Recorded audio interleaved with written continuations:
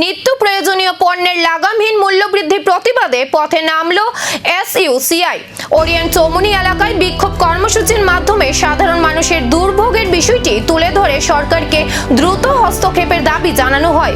দলীয় নেতা কর্মীরা মূল্যবৃদ্ধির বিরুদ্ধে স্লোগান তুলে সাধারণ মানুষের ক্রমবর্ধমান আর্থিক চাপের বিষয়টি সামনে আনেন। তাদের অভিযোগ, প্রতিদিনই নিত্য প্রয়োজনীয় জিনিসপত্রের দাম বাড়ছে, যার ফলে সাধারণ ও নিম্ন আয়ের মানুষের সংসার চালানো কঠিন হয়ে পড়েছে।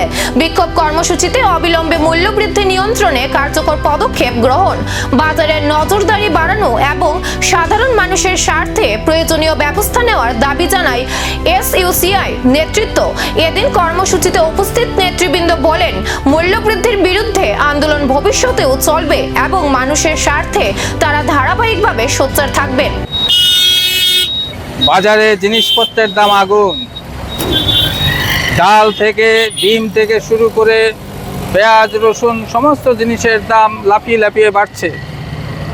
কেন বাড়ছে জনগণ বুঝতে পারছে না। আসাম আগরতলা রোড, রেলপথ সব সচল আছে। কী কারণে এই মূল্য বৃদ্ধি? সরকারের পক্ষ থেকে তার প্রতিরোধের কোনো ব্যবস্থা নেই। অবাধে কালোবাজারি এবং হোর্ডিং চলছে।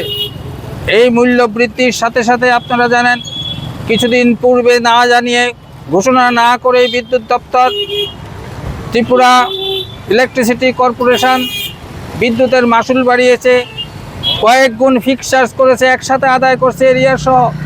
বহুগুণ বিদ্যুৎ বিল বহুগুণ বেশি এসেছে গত মাসে। আপনারা জানেন, গালফ ওয়ারকে কেন্দ্র করে কেন্দ্রীয় সরকার পেট্রোল ডিজেল রান্নার গ্যাসের দাম বাড়িয়েছে। এখন দেখার মূল্যবৃদ্ধি রোধে সরকারের পক্ষ থেকে কি পদক্ষেপ নেওয়া হয়, সেদিকেই নজর সাধারণ মানুষের।